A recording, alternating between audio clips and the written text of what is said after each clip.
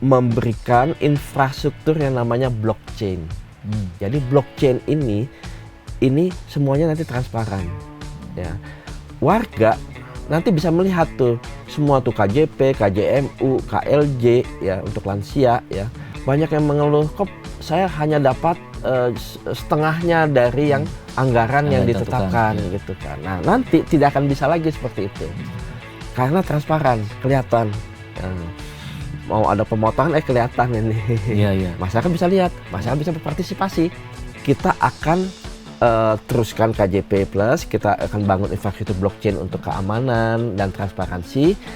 Kemudian kita akan tingkatkan KJP. Nah, kenapa? Nominalnya. Nah, pertanyaannya kenapa kita akan Salam jumpa, Tribuners dan Sobat Warta Kota. Kali ini kita bertemu kembali dalam acara wawancara khusus Warta Kota. Izinkan saya, Fred Mahatmatis, News Manager Warta Kota, hadir menemani Anda dalam sesi Mata Lokal Memilih Jakarta. Nah, terkait Mata Lokal Memilih Jakarta ini, tidak lain tidak bukan adalah terkait pilkada yang serentak akan dilakukan pada 27 November mendatang, tak terkecuali di kota Jakarta. Nah, para sobat, kita saat ini hadir bersama kita salah satu dari 3 calon wakil gubernur Jakarta yang akan berkompetisi pada pilkada mendatang. Mari kita sapa beliau. Ya, apa kabar Pak? Ya, terima kasih sudah diundang ke sini.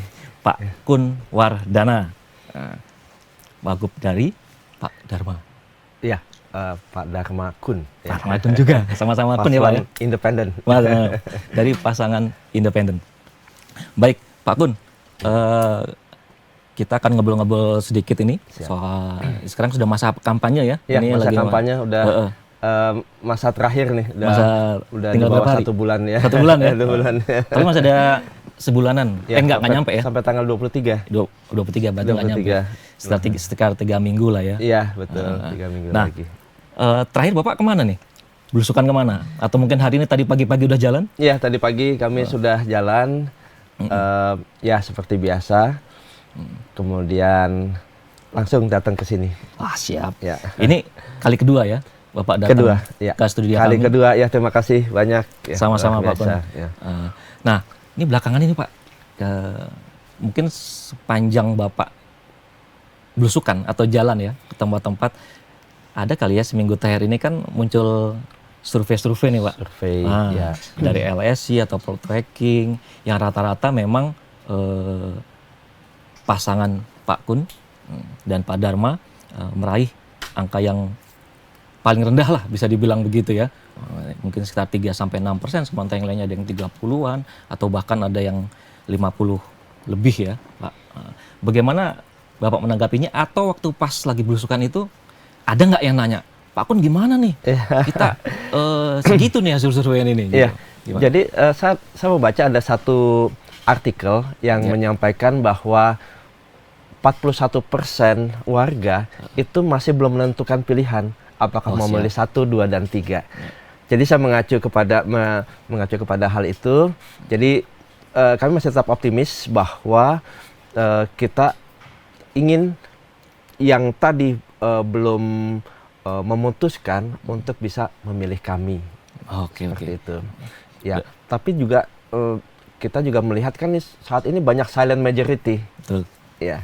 Nah, kita juga akan mensasar silent majority walaupun mereka berpihak kepada kami, tapi mereka memilih diam ya, seperti itu. Tapi ya kita akan terus selama waktu 3 minggu ini untuk tetap mensasar warga Jakarta, khususnya kalangan Gen Z millennials ini yang jumlahnya cukup besar. Jadi terus menerus nggak ada. Yang penting kita optimis. Selalu optimis. Oh, baik. Nah, ada hal-hal yang ditemukan tentu Pak ya, berbagai macam permasalahan di masyarakat, terus fenomena yang ada, mungkin terkait seperti yang kelihatan lah ya, yang mungkin salah satunya ketimpangan ekonomi lah atau kesenjangan Betul. ekonomi. Nah itu Jadi memang gimana Pak? itu menjadi satu hal yang sering kita lihat pada saat belusukan, ketimpangan ekonomi, ketimpangan sosial, sehingga ini menjadi program prioritas kita. Ketimpangan ekonomi ini atau ya khususnya ya melihat dari sisi kesejahteraan, kenapa bisa menjadi permasalahan? Karena tingginya biaya hidup saat ini, ya. Tingginya biaya hidup tidak didampingi dengan tingginya pendapatan. Jadi masih terdapat ketimpangan pendapatan, ya. Nah, begitu melihat lagi akar permasalahan dari ketimpangan pendapatan ini banyak pengangguran, ya, banyak orang-orang yang ter-PHK, kemudian banyak pencari kerja, dia tidak bisa mendapatkan pekerjaan yang sesuai karena link and match-nya, ya. Jadi tidak cocok, ketidaksesuaian antara persyaratan kerja, skill requirement-nya dengan kompetensinya, ya. Sehingga link and match ini membuat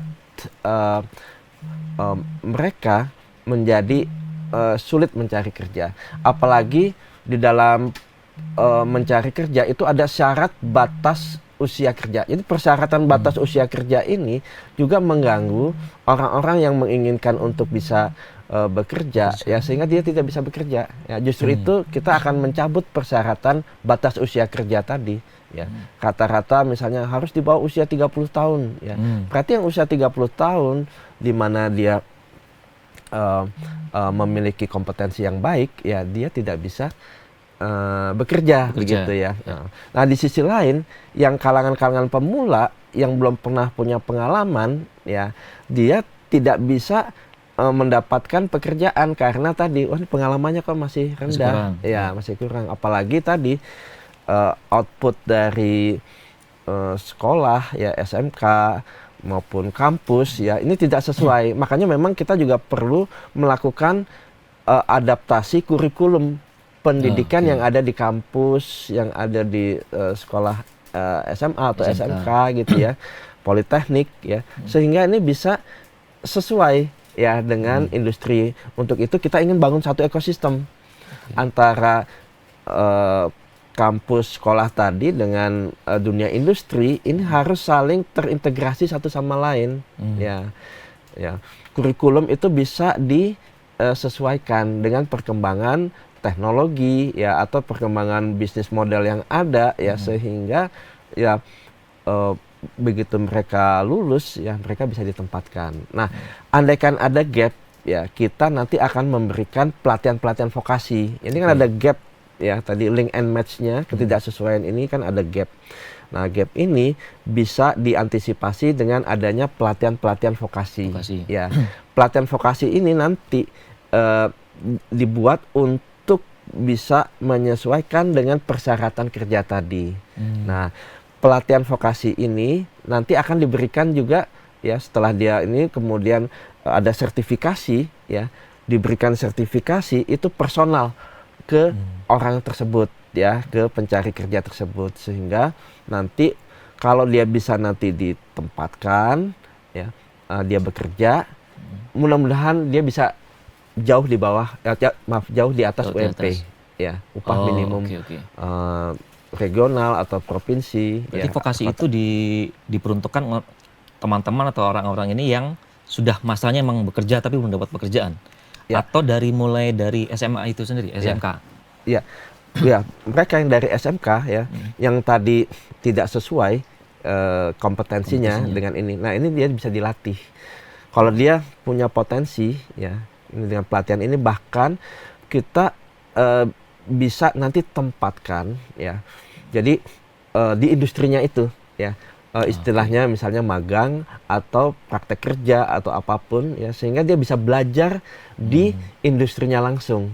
Ya. Berarti memang pasti ngajak si pengusaha atau perusahaan itu. Betul, mengajak agar nanti dievaluasi. Sebenarnya ini kan semacam pendidikan juga, ya, pendidikan bukan dia bekerja tapi dididik, dilatih di tempat kerja, Ya, sehingga nanti bisa dievaluasi, bila bagus dia bisa bekerja terus ya, dia bisa langsung bekerja ya. Sehingga dari sini kita mengharapkan gap tadi bisa diperkecil sehingga semakin banyak orang bisa bekerja. Nah, itu yang di dalam industri yang konvensional ya. Kalau industri digital kita akan berikan pertama internet gratis untuk semua rumah ya. Jadi di sana nanti kita berikan juga namanya akademi independen, memberikan pelatihan ya, literasi digital bagi mereka dan juga pelatihan-pelatihan yang nanti bermanfaat untuk dia bisa bekerja ya, baik itu di pekerjaan offline atau di online, di pekerjaan-pekerjaan digital ya, yang bisa bekerja di mana saja ya, disesuaikan. Aktivitasnya online. Aktivitasnya online. Sekarang banyak nih pekerjaan-pekerjaan digital ya. Industri-industri kreatif yang ada, pembuatan konten ya, misalnya ada content creator, ada digital marketer ya. Bahkan sekarang udah muncul AI ya. Nah, ini kan dibutuhkan juga orang-orang yang analis-analis AI yang nanti relevan dengan industri kreatif. Nah, justru itu ini mereka butuh pelatihan-pelatihan kepada mereka, makanya kita siapkan mereka. Nah, dengan demikian kita mengharapkan adanya pekerjaan untuk semua warga, ya kita sebut namanya jobs for all. Ya, memang sekarang banyak yang skillnya rendah, ya untuk itu kita akan sesuaikan nanti apa pekerjaan yang sesuai. Tapi kita juga nggak mau mereka ditempatkan di pekerjaan-pekerjaan yang low skill aja, yang skillnya rendah aja. Kita ingin tingkatkan, naikkan. Nah, sekarang permasalahan berikutnya, ini kan mulai banyak PHK. Jadi tingkat ekonomi saat ini masyarakat kelas menengah ini 10% turun nih, bayangkan 10% turun ke bawah. Ya, yang tadinya tingkat atas 10%, tingkat menengahnya ini 20%, 10%-nya turun ya. Sehingga yang tadinya 70% ini jadi naik ini kalangan bawah ini. Nah, jadi pendapatannya kan menurun ya. Bagi mereka. Kalau mereka bekerja formal kan biasanya mereka mendapat jaminan sosial. Mereka mendapatkan upah yang layak. Ya, jadi sehingga mereka bisa hidup dengan layak begitu. Nah, begitu tadi turun dia ter-PHK, dia tidak mendapatkan pekerjaan, padahal dia masih ada cicilan dan lain-lain ya. Nah, ini yang jumlahnya cukup banyak, ada 7.900 orang yang ter-PHK setiap bulan, bayangkan setiap bulan. Nah, untuk itu kita ingin supaya tadi mereka bisa tetap bekerja ya. Tentunya kita harus sesuaikan lapangan-lapangan pekerjaan mana saja yang masih dibuka ya. Makanya integrasi antara perusahaan ya, kalangan pebisnis ya, yang tadinya biasanya mereka masukkan lowongan-lowongan itu ada di misalnya di berbagai portal misalnya ya, portal-portal lowongan-lowongan pekerjaan. Nah, sekarang kita masukkan di sistem kita, di dalam satu ekosistem ini ya, sehingga nanti si pencari kerja bisa secara langsung mendapatkan informasi lowongan tadi secara real time begitu.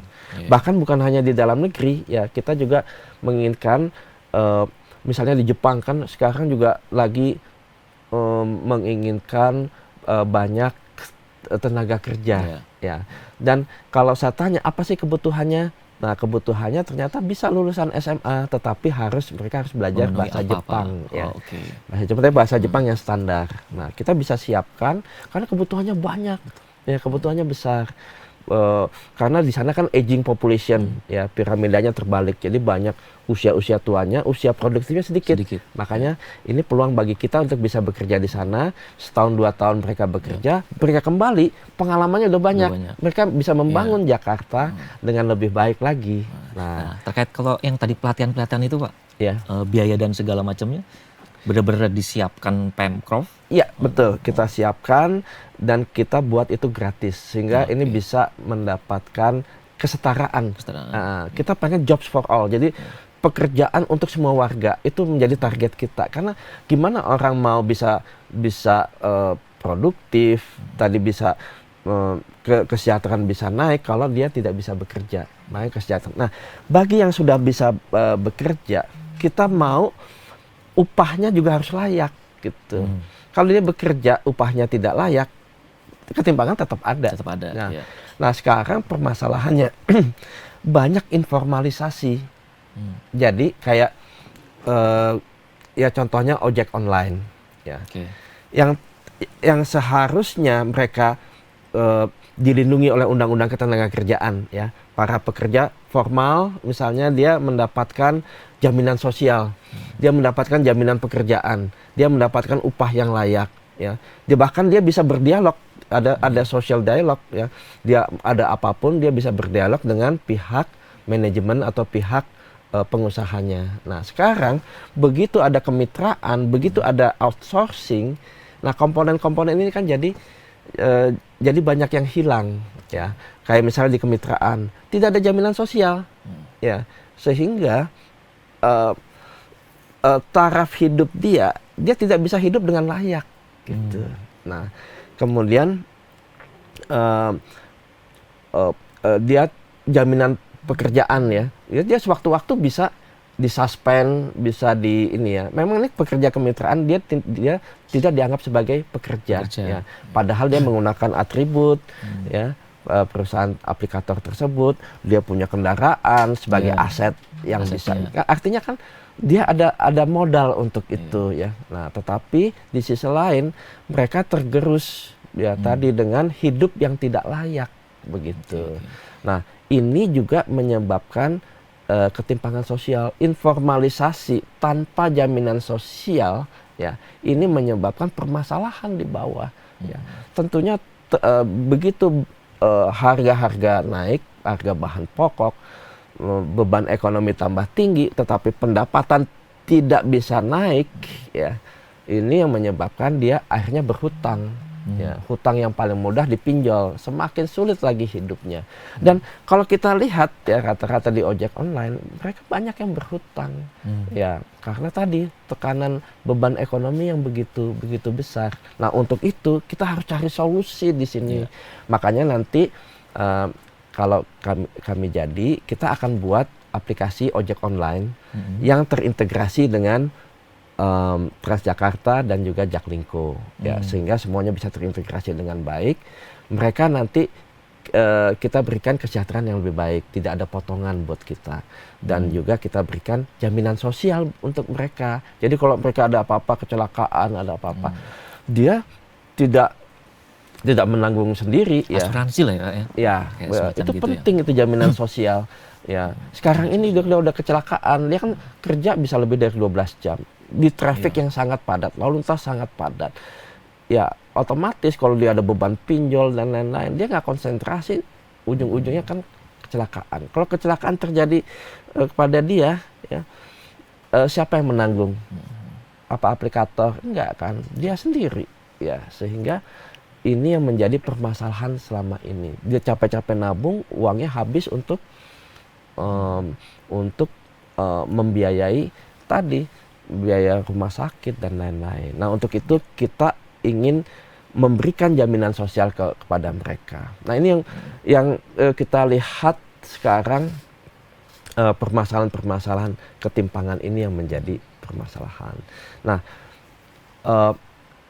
juga tadi para pekerja bila bekerja, ya, mereka kan berdasarkan undang-undang kalau dia pekerja formal atau tetap ataupun kontrak, ya, PKWT atau PKWTT, ya. Ini kan gajinya UMP. Nah, permasalahan di UMP saat ini, ya, apakah dia udah benar-benar, ya, dengan harga naik, ya, otomatis dia harus juga naik, kan? Nah, pertanyaannya bagaimana kita bisa melihat hal yang objektif, ya, hal yang objektifnya kebutuhan hidup layak yang wajar berapa sih di DKI Jakarta? Kan harus survei, ya. Survei itu bisa dilakukan ketiga belah pihak, dari sisi pemerintah, dari sisi pengusaha, ataupun dari sisi serikat pekerja, ya bisa melihat.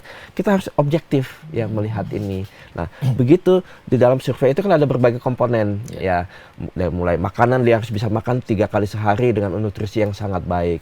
Dia harus punya pakaian, perumahan, ya sandang, pangan, papan. Sekarang juga ada internet menjadi kebutuhan yang sangat penting saat ini ya. Nah, semuanya itu kan dihitung ya. Nah, dihitung berapa besar kehidupan layak ini. Nah, begitu nanti kita sudah lihat, nah upah itu harus melebihi ini ya, sehingga kebutuhan ini bisa diselesaikan dengan pendapatan yang ada. Nah, untuk itu kita mengharapkan survei ini bisa diaktifkan kembali ya, agar tadi mereka bisa memiliki daya beli gitu ya. Kan kalau mereka nggak punya daya beli, orang di bawah, orang nggak mampu untuk membeli barang-barang, otomatis produsen juga kebingungan ya. Dia akhirnya menurunkan harga. Bukan menurunkan harga itu bagus, menurunkan harga karena nggak ada daya beli ya, sehingga menciptakan deflasi. Ya, jadi semua deflasi ini kan udah alert juga nih.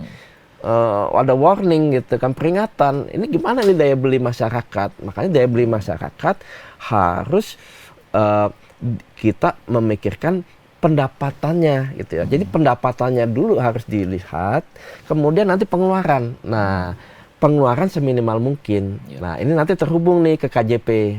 Bagaimana nanti anak-anaknya ya itu bisa, kan berarti istilahnya apa ya? Itu muter ya Pak ya? Muter, ya. Muter. Jadi antara pendidikannya, apakah itu baru soal pendidikan dalam arti ada di SMK segala macam, apakah ada yang kurang atau gimana, termasuk universitas, untuk dapat dia diterima di tempat pekerjaannya sesuai yang diinginkan si perusahaan. Itu dengan pelatihan-pelatihan tadi. Nah, sementara dengan adanya pengangguran atau bahkan belum bekerja tapi pernah kena PHK dan segala macam, ujung-ujungnya penghasilan berkurang. Anak terkait pendidikan anak. Nah, itu gimana Pak? Ya, jadi tadi bila pendapatannya sudah oke, gitu ya. Nah, sekarang bagaimana nih pengeluaran seminimal mungkin. Jadi pendapatan semaksimal mungkin, pengeluaran seminimal mungkin. Nah, jadi kita nanti akan meneruskan program-program yang sudah bagus dari gubernur sebelumnya seperti KJP.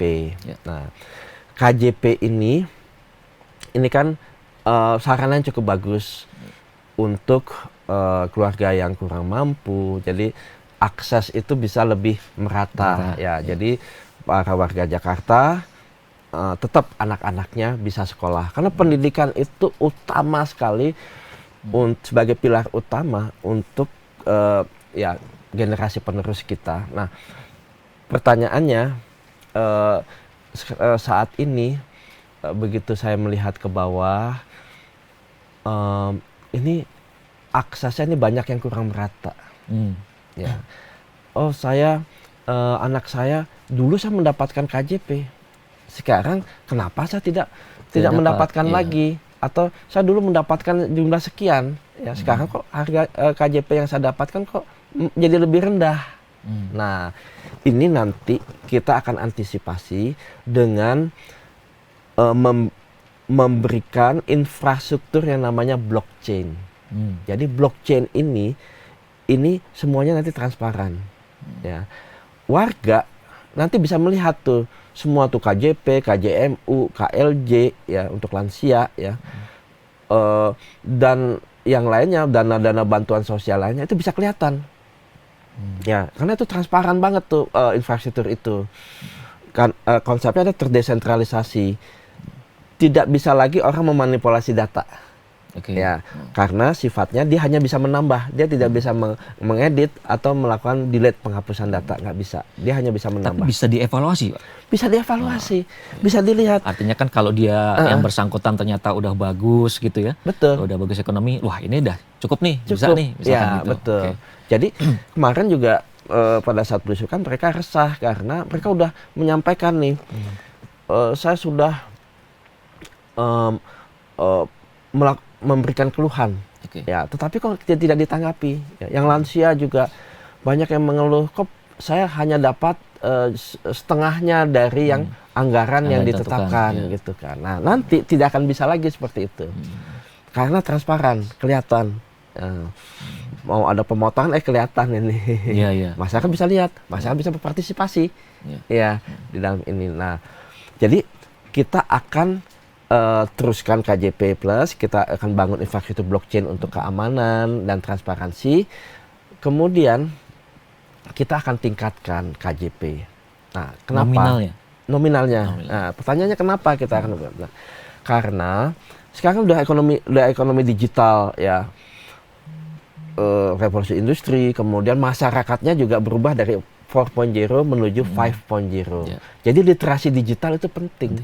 Nah, dalam literasi digital, KJP ini juga harus bisa adaptif. Ya terhadap perkembangan zaman. Ya. Untuk literasi digital kan kita butuh laptop, ya, handphone ataupun tablet ya untuk proses pembelajaran siswa.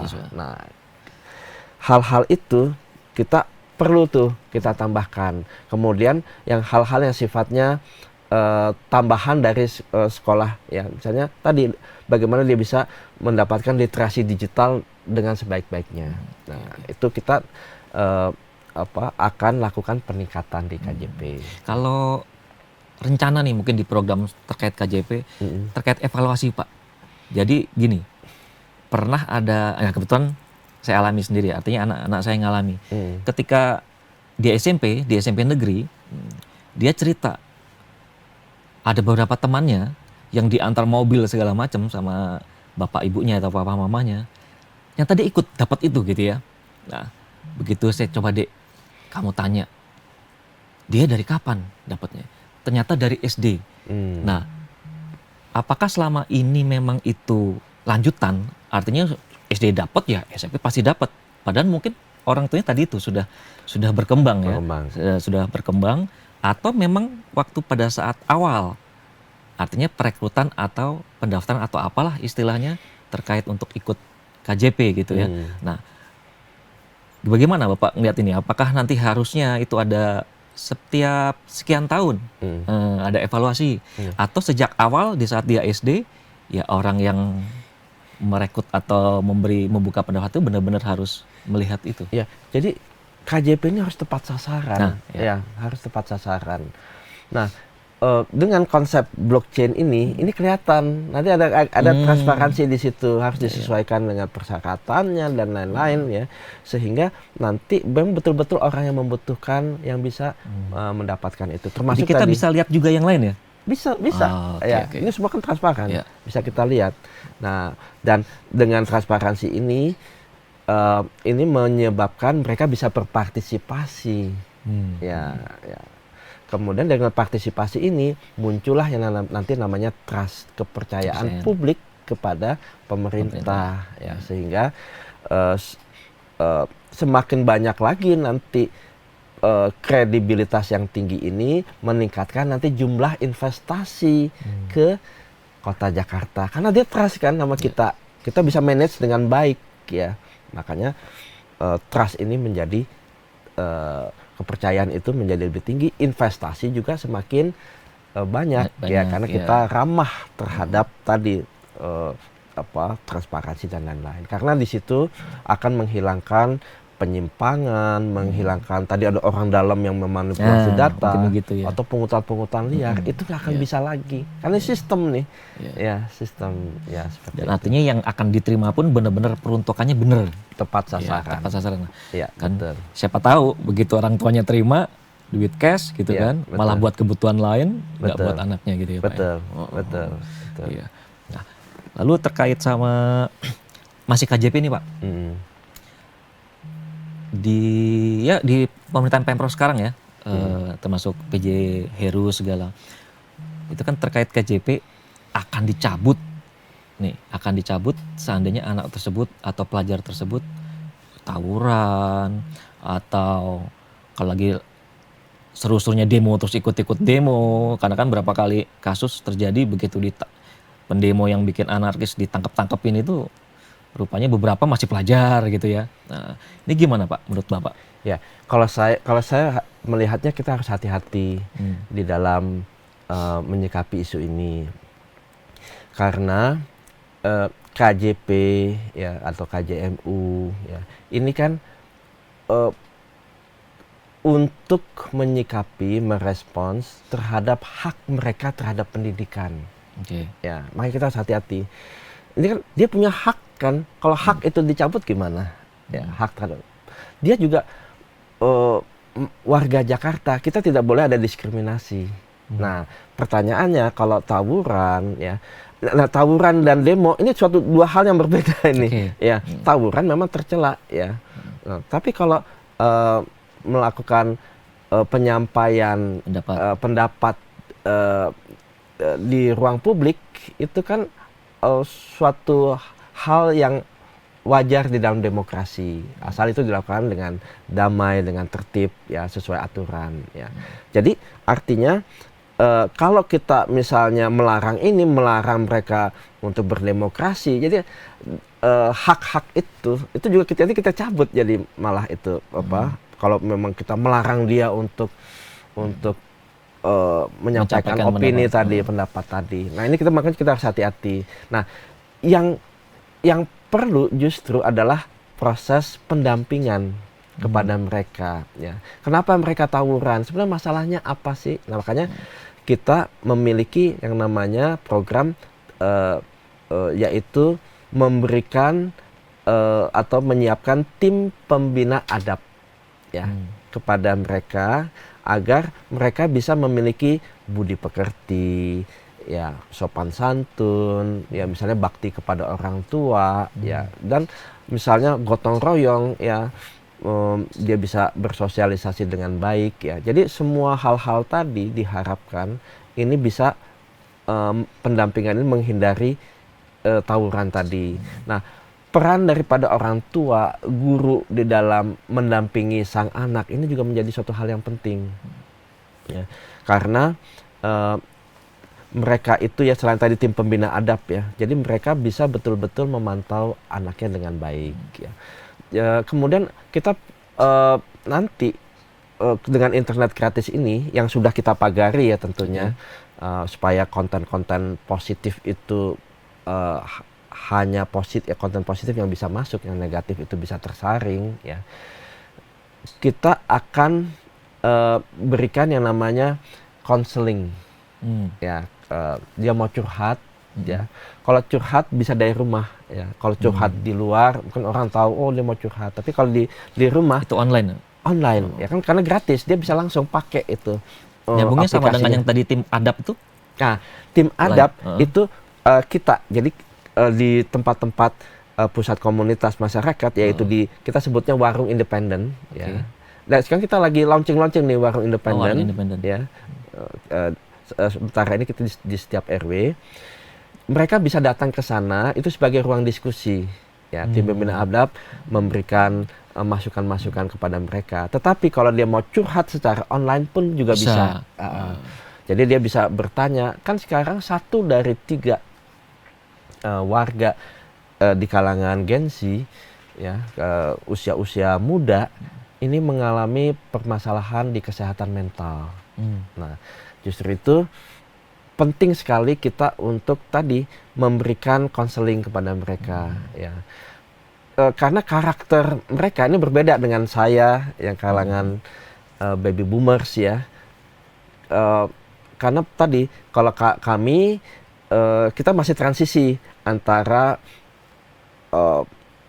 lingkungan yang konvensional ke lingkungan digital. Kalau mereka sudah betul-betul ke gadget, ya, perangkat-perangkat digital dan lain-lain, ya, sehingga pola pikirnya agak berbeda, ya, sehingga konseling ini nanti memberikan kesehatan mental bagi mereka, memberikan juga bagaimana mereka bisa mendapatkan jiwa yang utuh, ya, jiwa yang utuh.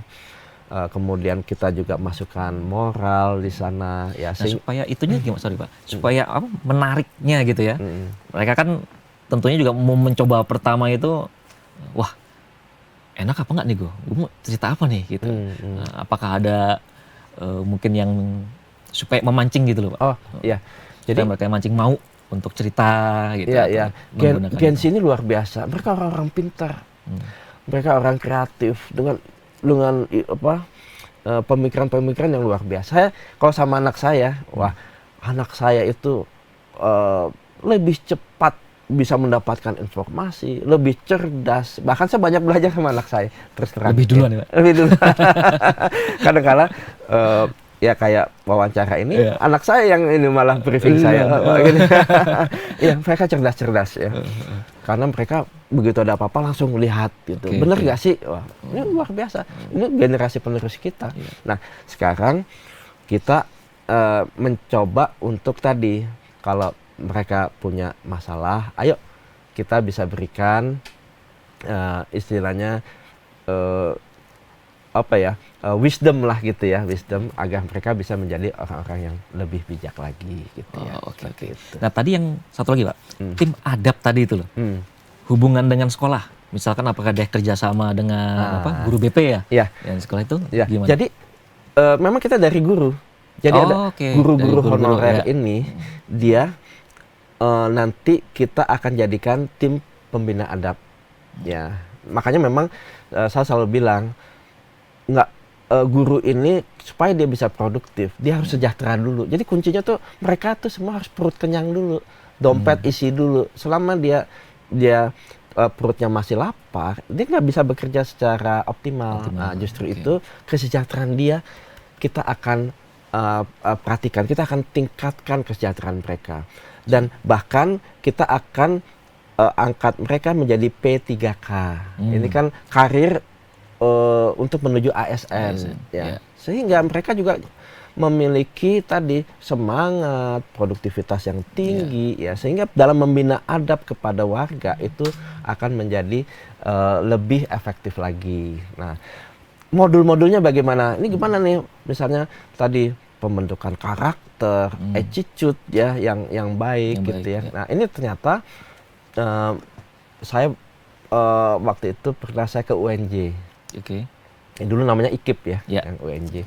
Nah, ternyata ada modul-modul untuk pemberdayaan masyarakat. Modul-modul tadi yang mereka udah siap. Ya, tinggal nanti kita masukkan di situ. Ya, baik itu secara offline-nya maupun secara online-nya kita masukkan itu, sehingga mereka nanti bisa ya melihat bahwa tawuran ini tidak baik, ya bahwa gotong royong ini adalah karakter bangsa Indonesia, karakter kota Jakarta, sehingga nanti dia akan seperti itu. Kalau mengenai demo dan lain-lain, kita harus pilih dulu nih demonya gimana, anarkis atau enggak, atau tidak. Ya, maka kita harus berhati-hati di dalam menyikapi ini. Tetapi kalau menurut saya, hak KJP ya itu haknya dia untuk pendidikan. Ya. Siap. Ya. Baik, waduh, terima kasih siap. Pak Kun. Kita sebenarnya baru satu topik ini ya. Ada topik ya? Baru tentang sebetulnya saya masih ada lagi sih aja. hal-hal yang lain. Pasti yang banyak pengen sekali lihat, Pak. Untuk kesenjangan sosial terkait ekonomi aja Ya, ini. siap. Ini sudah tadi itu kaitannya KJP, lalu pengangguran, lalu ada apa PHK ya. Belum lagi urbanisasi. Nah, belum lagi urbanisasi. Orang-orang dari luar Jakarta yang masuk, yang tidak memiliki skill ya, sehingga tidak sesuai dengan lapangan kerja di sini, sehingga ini juga menjadi penambahan ketimpangan sosial juga. Nah, itu ada solusinya. Kita akan berikan nanti solusi-solusi jawaban untuk hal itu. Siap. Ini tentunya Pak Kun dan teman-teman sudah siap dengan program-program itu ya. Siap. Oke. Siap. Baik Pak, karena ini juga terbatas waktu dan terima kasih sekali sudah hadir di studio kami. Siapa tahu nanti kita ketemu lagi, ngobrol lagi tentang hal-hal yang lain. Betul. Iya, saya senang sekali ya bisa berbagi. Baik, terima kasih. Demikian Sobat Warta Kota dan Tribuners, obrolan kami dalam wawancara khusus Mata Lokal Memilih Jakarta bersama Bapak Kun Wardana. Sampai jumpa di lain kesempatan. Jangan lupa subscribe ya.